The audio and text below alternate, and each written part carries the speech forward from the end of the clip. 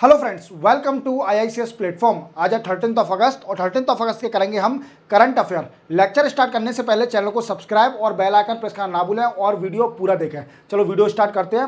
First news है new draft broadcasting service registration bill 2024।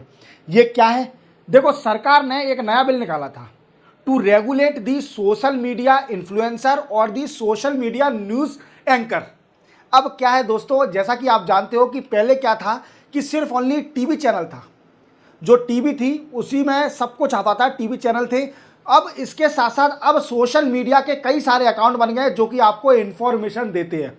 अब वो कैसी इन्फॉर्मेशन है, मिस इन्फॉर्मेशन है या फिर रियल इन्फॉर्मेशन है, दैट मेक मैटर। बट इससे आदमी भड़काऊ तो हो जाता है, वीकेंड से प्रवोक तो हो ही जाएगा अगर उसको गलत इन्फॉर्मेशन, मिस इन्फॉर्मेशन मिलेगी। जैसे मैं बताता हूं आपको कि एक न्यूज़ अभी आई थी, मैंने उस पर कमेंट भी किया था दिनेश कार्तिक जी के ऊपर कि साउथ अफ्रीका के जो एम ए सटर भी सिलेक्ट करे गए हैं, बट उसको कुछ भी मिस इन्फॉर्मेशन की तरह रिप्रेजेंट किया जा रहा था। फिर मैंने उसको रियलिटी बताई। तो ऐसे कई सारे एग्जाम्पल है जो कि मिस इन्फॉर्मेशन से भरे हुए हैं। अब इनको रेगुलेट करना भी जरूरी है, इनको रेगुलेट भी करना जरूरी है कि सोशल मीडिया अकाउंट और जो न्यूज़ दे रहे हैं, लोकल न्यूज़ एंकर बन गए, इवन उसके पास सर्टिफिकेशन भी नहीं है न्यूज़ चैनल का, पर वो लगा है सोशल मीडिया पर न्यूज़ देने के लिए। वो बन रहा है सबसे बड़ा इंटेलिजेंट आदमी सोशल मीडिया का और न्यूज़ चैनल का।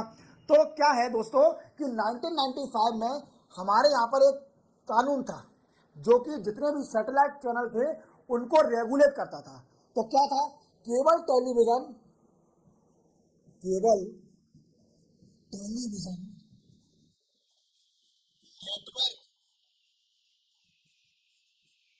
रेगुलेशन रेगुलेशन एक्ट 1995 में, इसी कानून के जरिए जितने भी टीवी न्यूज चैनल हैं उनको रेगुलेट किया जाता था। क्या किया था? रेगुलेट किया जाता था इसी कानून के जरिए जितने भी न्यूज चैनल, टीवी के न्यूज चैनल हैं। अब सरकार ने क्या किया कि समय बदलते ही आपने देखा होगा कि सोशल मीडिया बहुत आगे हो गया है और ऑनलाइन कंटेंट इतना आ गया है, अब इसको भी रेगुलेट करना है। अगर इसको रेगुलेट नहीं करोगे तो मिस इन्फॉर्मेशन ज़्यादा फैल जाएगी।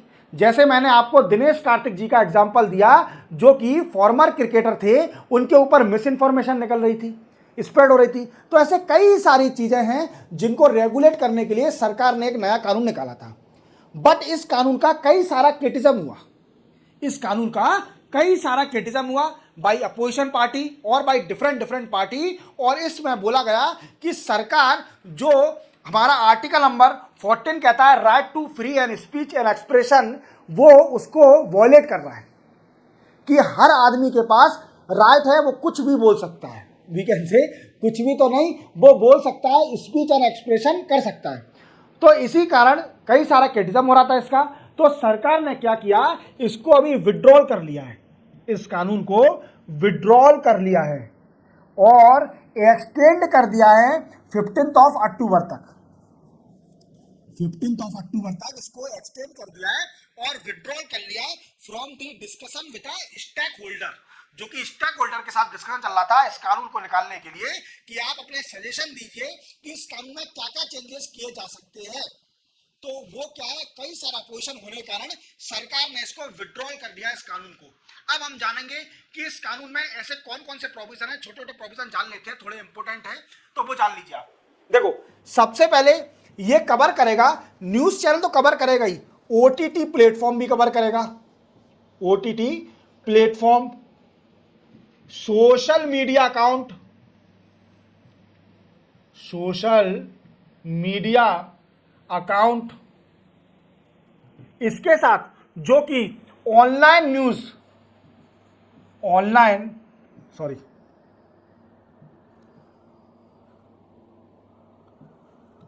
Online news content creator, content creator उनको भी रेगुलेट करेगा। और जो कंटेंट बना रहे हैं, ऑनलाइन कंटेंट, आप देख रहे हो कि यूट्यूब पर कई सारे ऐसे वीडियो आते हैं जो कि बड़ा ही आपको हंसाते हैं, अच्छे कंटेंट भी होते हैं, कुछ खराब कंटेंट भी होते हैं, पर इनको रेगुलेट करना ही बहुत जरूरी है। तो सरकार ने नया कानून निकाला था कि इनको इनको रेगुलेट किया जाएगा। समझ में आया मेरी बात को। अब इनको रेगुलेट करने के साथ अब जो न्यूज़ चैनल बता रहे हैं, जैसे मैं बता रहा हूं आपको न्यूज़, तो मेरे को नहीं कवर करा जाएगा। क्यों नहीं करा जाएगा? क्योंकि मैं ई न्यूज़पेपर को रिप्लिका कर रहा हूं। ये मेरा कंटेंट नहीं है, ये न्यूज़पेपर का कंटेंट है। मैं न्यूज़पेपर पढ़ के आपको पढ़ा रहा हूं। तो अगर कुछ गलत इंफॉर्मेशन मैं देता हूं तो वो गलती मेरी नहीं है, वो गलती उस न्यूज़पेपर वाले की है। उसने न्यूज़ गलत क्यों छापी? तो we can say it exclude the people who replica the e newspaper in online. Clear? Clear हो गया? अब देखो दोस्तों, अब क्या है इसमें एक और प्रोविजन याद रखना, इसके अंदर एक कमेटी बनाने का बोला कि आप कमेटी बनाइए, कंटेंट एवोल्यूशन कमेटी। कंटेंट, जितने भी कंटेंट क्रिएटर हैं उनसे बोला गया कि आप कंटेंट इवैल्यूएशन कमेटी का सेटअप करिए,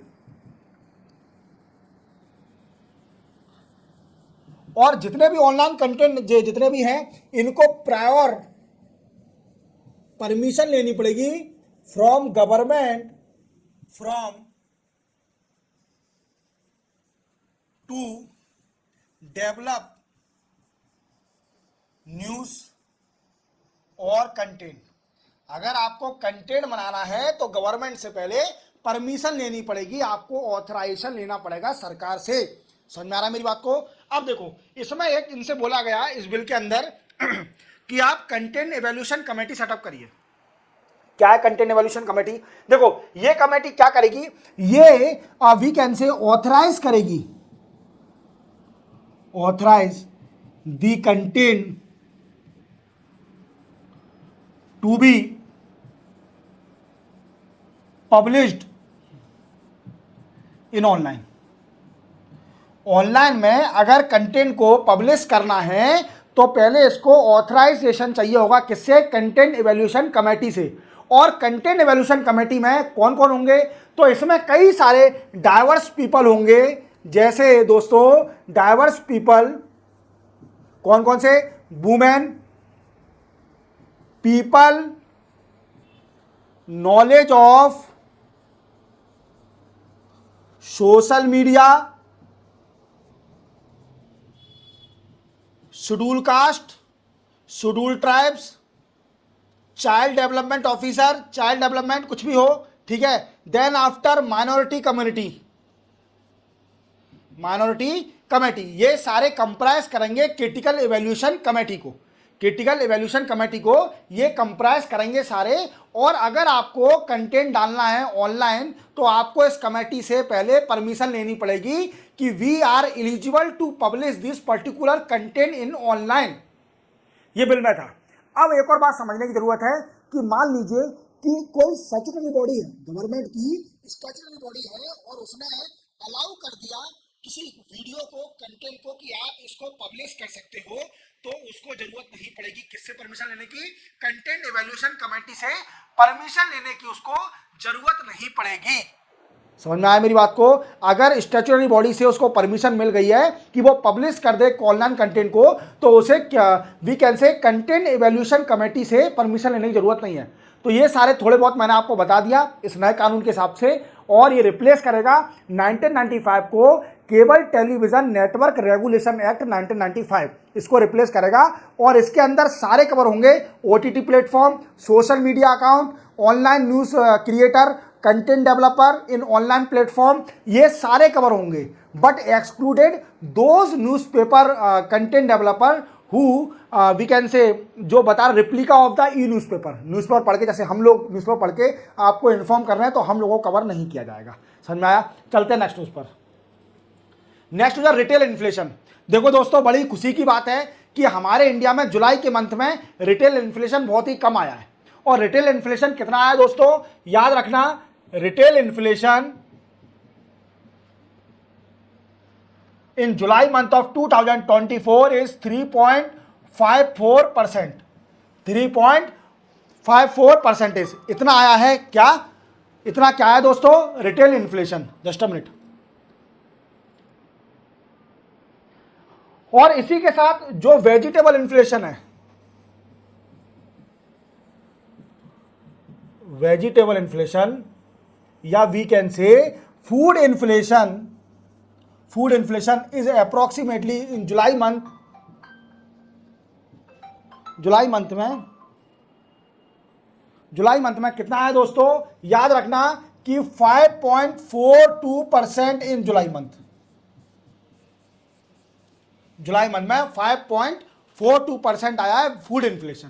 याद रखोगे, याद रखोगे इतना। तो देखो दोस्तों, ये आपको क्या रखना है, रिटेल इन्फ्लेशन याद रखना है, वो कितना है 3.54 इन जुलाई मंथ, और वेजिटेबल इन्फ्लेशन, फूड इन्फ्लेशन है 5.42 इन जुलाई मंथ। और दोस्तों रिटेल इन्फ्लेशन इतना लो 59 मंथ के बाद हुआ है। देख रहे हो आप कि मतलब 5 साल हो गए, मींस 5 साल में सिर्फ ओनली 1 महीना कम है, 4 साल 11 महीने 4 ईयर 11 मंथ हो गए रिटेल इन्फ्लेशन इतना कम आने हुए थे। मतलब 59 मंथ में इतना कम रिटेल इन्फ्लेशन हुआ है कि 5.42%। तो याद रखोगे, इन डेटा को याद रखना जुलाई के मंथ में, ठीक है। अपन चलते हैं नेक्स्ट न्यूज पर। TV channel on natural disaster. देखो दोस्तों, आप न्यूज चैनल देखते होंगे और न्यूज चैनल में आपने देखा होगा कि जैसे मान लीजिए कहीं नेचुरल डिजास्टर आ गया, कहीं बाढ़ आ गई, फ्लड आ गया, या फिर लैंडस्लाइड हो गई, तो न्यूज चैनल वाले क्या करते हैं, उस न्यूज को 15-15 दिन तक खींचते हैं। उस दिन को 15-15, 20-20 दिन तक दिखाते हैं कि बताओ, एक एक छोटी छोटी चीज बताएंगे, आज क्या हो रहा है, आज क्या हो रहा है, और 4 दिन पुराना भी उस दिन दिखाएंगे कि बोलेंगे कि आज ये हुआ है, पर वो बात हुई है कब, 5 या 6 दिन पहले, और दिखाएंगे कब, आज। तो ये गलत है। इससे क्या होता है, लोगों के मन में डर बैठता है, ठीक है। डर बैठने के कारण अब क्या किया है ministry of information and broadcasting ने, ministry of information and broadcasting एक advisory, we can say advisory निकाली है। जितने भी न्यूज चैनल हैं उनको एडवाइजरी निकाल दिया, उनको एक वी कैन से ऑर्डर दिया है कि अगर आप कोई भी न्यूज नेचुरल डिजास्टर की दिखा रहे हो तो पहले आप ये बताइए, सब मेंशन करिए, स्पेशली डेट और टाइम, डेट एंड टाइम। अब देखना दोस्तों, मैं आपको एक चीज बता रहा हूं कि अगर कोई भी न्यूज चैनल पर, अगर अब देखना किसी भी न्यूज चैनल पे अगर आपको नेचुरल डिजास्टर से रिलेटेड कुछ भी न्यूज आती है कि कहीं बाढ़ आ गई है, कहीं लैंडस्लाइड हो गई है, या फिर कहीं पर कुछ भी हो रहा है, अर्थक्वेक आ गया है, तो न्यूज चैनल वाले को अब डेट और टाइम मेंशन करना पड़ेगा। अगर वो 10 दिन तक उस न्यूज को दिखाता है तो उसको बताना पड़ेगा कि ये न्यूज 10 दिन पुरानी है, डेट और टाइम को ऊपर मेंशन करना पड़ेगा। समझ आया। अब अगर कोई भी न्यूज चैनल डेट और टाइम मेंशन नहीं करता है तो उसके खिलाफ गवर्नमेंट एक्शन लेगी, लाइसेंस भी कैंसिल हो सकता है। तो सारे न्यूज चैनल अगर कोई भी नेचुरल डिजास्टर आया है तो वो स्पेशली डेट और टाइम मेंशन करेंगे। समझ में आया। चलते हैं नेक्स्ट न्यूज पर। नेक्स्ट न्यूज है नेशनल इंस्टीट्यूट रैंकिंग फ्रेमवर्क। देखो दोस्तों, अभी रैंकिंग आ गई है, NIRF की रैंकिंग आ गई है। अब ये क्या होती है, national institute ranking framework, we can say ranking है जो कि हमारे भारत में जितनी भी यूनिवर्सिटी हैं, जितनी भी कॉलेज हैं, उनकी रैंकिंग बताती है कि कौन सा कॉलेज, कौन सा यूनिवर्सिटी नंबर 1 पर चल रहा है, सेकंड पर चल रहा है। तो अभी नेशनल इंस्टीट्यूट रैंकिंग फ्रेमवर्क 2024 की रैंकिंग आ गई है और इस रैंकिंग में नंबर 1 पे आया है IIT Madras. IIT Madras college number 1 college है इंडिया के अंदर, IIT मद्रास।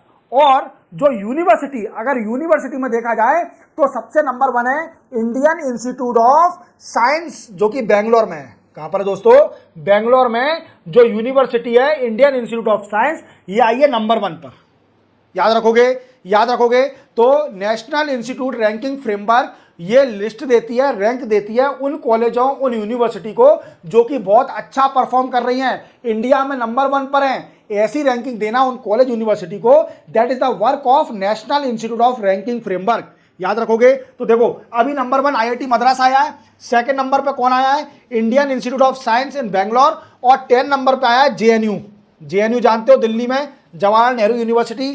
कई सारे यहाँ बड़े बड़े इंटेलिजेंट लोग निकलते हैं JNU से। अब मैं डायरेक्ट नहीं बोल सकता, आप समझ जाइए अगर इंटेलिजेंट हो तो, ठीक है। अब क्या है देखो, आप सोच रहे होंगे कि सर आपने सेकंड कर दिया, अभी तो फर्स्ट बता रहे थे।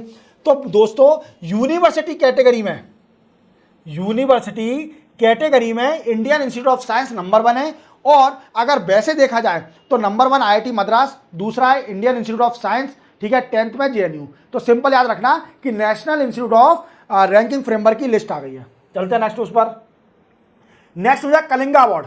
देखो दोस्तों, मैंने आपको कुछ दिन पहले एक न्यूज बताई थी, मैंने बोला था कि हमारे भारत में अब जितने भी साइंस के अवार्ड हैं उन सबको जोड़ के एक अवार्ड बना दिया है। सरकार ने 2023 में सारे साइंस के जितने भी अवार्ड थे उनको जोड़कर एक अवार्ड बना दिया है, और उस अवार्ड का नाम क्या है? राष्ट्रीय विज्ञान पुरस्कार। क्या है दोस्तों? राष्ट्रीय विज्ञान पुरस्कार। ये क्या है? अब देखो इसमें भी कैटेगराइज कर दिया, जैसे हमारे भारत में पद्मा अवार्ड दिए जाते हैं, पद्मा भूषण, पद्मा विभूषण, पद्मा श्री, ऐसे ही साइंस के लिए कई सारे अवार्ड कैटेगराइज कर दिए जो कि राष्ट्रीय विज्ञान पुरस्कार में आएंगे। अब वो कौन कौन से हैं? तो देखो दोस्तों, सबसे पहला है राष्ट्रीय विज्ञान रत्न। राष्ट्रीय विज्ञान रत्न ये दिया जाएगा लाइफ टाइम अचीवमेंट के लिए। क्या दिया जाएगा? लाइफ टाइम अचीवमेंट के लिए सबसे पहले दिया जाएगा राष्ट्रीय विज्ञान रत्न। क्लियर? दूसरा देखते हैं, दूसरा है विज्ञान श्री। ये दिया जाएगा दोस्तों सारे साइंटिस्टों को, जितने भी ऑल साइंटिस्ट हैं, फॉर ऑल साइंटिस्ट, जितनी भी कैटेगरी के साइंटिस्ट हैं उनको ये अवार्ड दिया जाएगा, विज्ञान श्री। तीसरा कौन सा है? विज्ञान युवा। विज्ञान युवा ये जो कि हमारे यहां पर भटनागर अवार्ड मिलता था। क्या दोस्तों? भटनागर अवार्ड मिलता था, जो कि 45 ईयर एज से कम जो साइंटिस्ट हैं उनको दिया जाता था भटनागर अवार्ड, उसको रिप्लेस करके कर दिया विज्ञान युवा। अब जो साइंटिस्ट बिलो 45 ईयर एज होगा, बिलो 45 ईयर एज, उनको दिया जाएगा विज्ञान युवा अवार्ड। विज्ञान युवा अवार्ड। और लास्ट होता है विज्ञान टीम, विज्ञान टीम अवार्ड। विज्ञान टीम अवार्ड उस टीम को दिया जाएगा जिसने कोई साइंटिफिक वर्क किया है। जैसे इस बार दिया गया है जो चंद्रयान 3 लॉन्च हुआ था, उनकी सारी टीम को दिया है विज्ञान टीम अवार्ड। अब क्वेश्चन न्यूज क्या है? तो देखो कलिंगा जो अवार्ड था, यह अवार्ड 1951 में यूनेस्को का अवार्ड है। क्या दोस्तों? यूनेस्को का अवार्ड है, और ये इंटरनेशनली अवार्ड है। क्या है दोस्तों? इंटरनेशनल अवार्ड है जो कि साइंस के लिए दिया जाता है, इंटरनेशनल अवार्ड। अब ये अवार्ड के लिए कंट्रीब्यूशन देता है सेंट्रल गवर्नमेंट। सेंट्रल गवर्नमेंट इसके लिए कंट्रीब्यूशन देती है। पहले ये अवार्ड स्टार्ट किया था उड़ीसा के फॉर्मर सीएम बिज्जू पटनायक। बिज्जू पटनायक जो सीएम थे 1951 में, उन्होंने कलिंगा अवार्ड स्टार्ट किया था साइंस के लिए। अब क्या हुआ है कि सेंट्रल गवर्नमेंट ने इसमें कंट्रीब्यूशन देना बंद कर दिया है। सेंट्रल गवर्नमेंट ने इसमें कंट्रीब्यूशन देना बंद कर दिया है। अब बंद क्यों किया है दोस्तों? क्योंकि सेंट्रल गवर्नमेंट का कहना है कि हमने सारे साइंस के अवार्ड जोड़ के राष्ट्रीय विज्ञान पुरस्कार बना दिया है। अब हम कलिंगा के लिए पैसा नहीं देंगे, ना ही यूनेस्को को देंगे, क्योंकि कलिंगा के लिए अगर किसी कलिंगा अवार्ड मिलता है उसको, तो उसको प्राइज मिलती थी US $40,000। अगर किसी पर्सन को वीकेंड से मिला है कलिंगा अवार्ड, तो उसको प्राइज मिलती थी $40,000। और इसके लिए यूनेस्को देती है ये अवार्ड, और इंटरनेशनली अवार्ड है साइंस के लिए। तो सेंट्रल गवर्नमेंट ने फंड देना बंद कर दिया कलिंगा अवार्ड को। तो याद रखोगे, राष्ट्रीय विज्ञान पुरस्कार याद रखना 4 कैटेगराइज हैं, जिसकी एक है राष्ट्रीय विज्ञान रत्न, दूसरा है राष्ट्रीय विज्ञान युवा, तीसरा है राष्ट्रीय विज्ञान श्री, चौथा है राष्ट्रीय विज्ञान टीम। याद रखोगे। चलते हैं नेक्स्ट पर। नेक्स्ट हो जाए eco sensitive zone in western Ghat. देखो दोस्तों 2012 में सरकार ने एक कमेटी बनाई थी। सरकार ने एक कमेटी बनाई थी जिसका कमेटी का नाम था के कस्तूरी रंजन। क्या नाम था? के कस्तूरी रंजन। ये के कस्तूरी रंजन ने एक रिकमेंड दिया था कि 37 part of western Ghat declare as ecological sensitive area. देखो जानते हो आप, वेस्टर्न घाट जो है वो बहुत ही बड़ा we can say ecologically part है, क्योंकि कई सारे घने जंगल है, वहां पर ग्रीनी एरिया है। तो और आप जानते हो क्लाइमेट चेंज के ऊपर कितना डिस्कस हो रहा है, अफॉरेस्टेशन के ऊपर कितना डिस्कस हो रहा है वर्ल्ड में। क्लाइमेट चेंज दिन प्रतिदिन क्लाइमेट बढ़ते जा रहा है एनवायरमेंट का, तो उससे बचाव के लिए क्या है कि पेड़ पौधों को काटना बंद करना है और बचाना है। जैसे कि नेशनल पार्क डिक्लेयर कर देती है वी कैन से हमारे जो वाइल्ड लाइफ सेंचुरी डिक्लेयर कर देती है सरकार, ऐसे ही वेस्टर्न घाट बड़ा ही we can say ecological sensitive area है, बहुत घना जंगल है वहां पर वेस्टर्न घाट में। तो इसको बचाने के लिए, इसको प्रोटेक्ट करने के लिए सरकार ने 2012 में एक कमेटी बनाई थी जिसका नाम है जिसको हेड किया था के कस्तूरी रंजन कमेटी। अब के कस्तूरी रंजन कमेटी से आपको याद आ रहा होगा कि ये कमेटी सर 2020 में इसने न्यू एजुकेशन पॉलिसी भी दी थी। ये वही कमेटी है जिसने नई एजुकेशन पॉलिसी बनाई है भारत के अंदर। न्यू एजुकेशन पॉलिसी जो 2020 में आई है, ये पॉलिसी के कस्तूरी रंजन ने ही बनाई है, याद रखना। और इसके लिए 2012 में इकोलॉजिकल सेंसिटिव एरिया बनाने के लिए वेस्टर्न घाट में कमेटी सेटअप करी गई थी अंडर लीडरशिप ऑफ के कस्तूरी रंजन, के कस्तूरी रंजन कमेटी। और के कस्तूरी रंजन ने बोला था कि 37 part of the western Ghat would be declare as a ecological sensitive area. Clear. अब इसके लिए कई सारे नोटिफिकेशन भी निकाले सरकार ने, कई सारे ड्राफ्ट भी निकाले, और इसको डिक्लेयर करने के लिए सरकार क्या करेगी, सरकार ने एक कमेटी बनाई है, पैनल बनाया है, जिसको बोलते हैं सेंटर एक्सपर्ट पैनल। ये पैनल क्या करेगा दोस्तों कि जो रिकमेंडेशन है के कस्तूरी रंजन के, उन पर काम करेगा कि कैसे वेस्टर्न घाट के एरिया को इकोलॉजिकल सेंसिटिव एरिया बनाया जाए जल्दी से जल्दी। क्योंकि क्या है कि कई सारा डिफॉरेस्टेशन हो रहा है वेस्टर्न घाट में, तो उसको प्रोटेक्ट करने के लिए, जो कि इलीगल एक्टिविटी हो रही है उसको प्रोटेक्ट करने के लिए इकोलॉजिकल सेंसिटिव एरिया बनाना बहुत जरूरी है वेस्टर्न घाट के अंदर। क्लियर। देखो दोस्तों, अब इकोलॉजिकल सेंसिटिव एरिया में माइनिंग एक्टिविटी नहीं हो सकती, माइनिंग एक्टिविटी नहीं हो सकती, ना ही थर्मल पावर प्लांट सेटअप हो सकता है, ना ही थर्मल पावर प्लांट सेटअप हो सकता है, और कई सारी जो इलीगल एक्टिविटी है वो नहीं हो सकती इसमें। ठीक है। इकोलॉजिकल सेंसिटिव एरिया फिर ये डिस्टर्बिंग, नॉन डिस्टर्बिंग एरिया बन जाएगा, नॉन डिस्टर्बिंग एरिया। ठीक है, याद रखोगे। तो सेंट्रल गवर्नमेंट एक सेंट्रल एक्सपर्ट पैनल बनाएगी जो कि वेस्टर्न घाट में इकोलॉजिकल सेंसिटिव एरिया जल्दी जल्दी कर सके।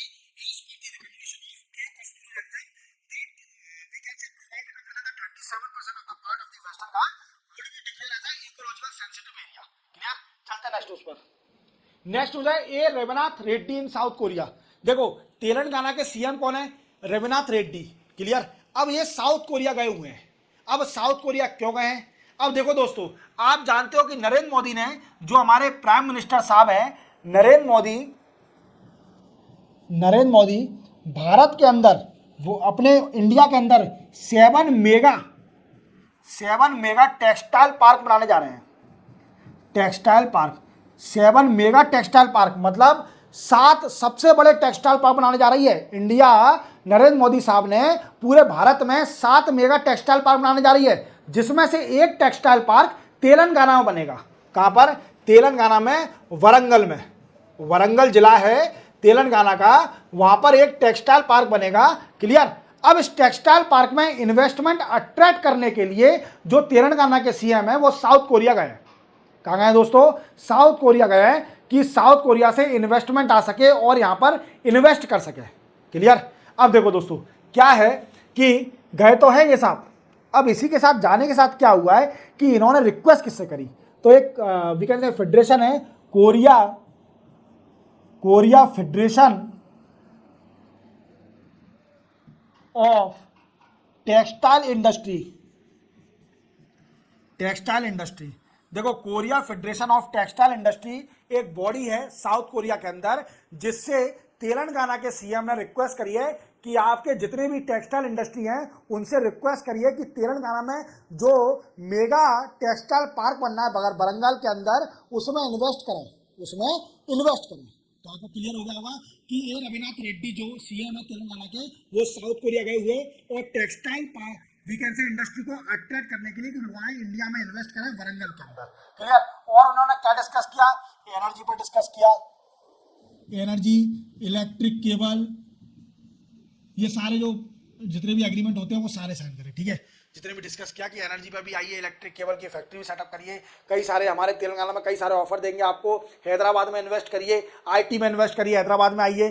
तो ये डिस्कस तो नॉर्मल है, पर ये आपको याद रखना है कि 7 मेगा टेक्सटाइल पार्क बनने जा रहे हैं इंडिया में, जिसमें से एक टेक्सटाइल पार्क वरंगल में बनेगा। याद रखोगे। चलते हैं नेक्स्ट पर।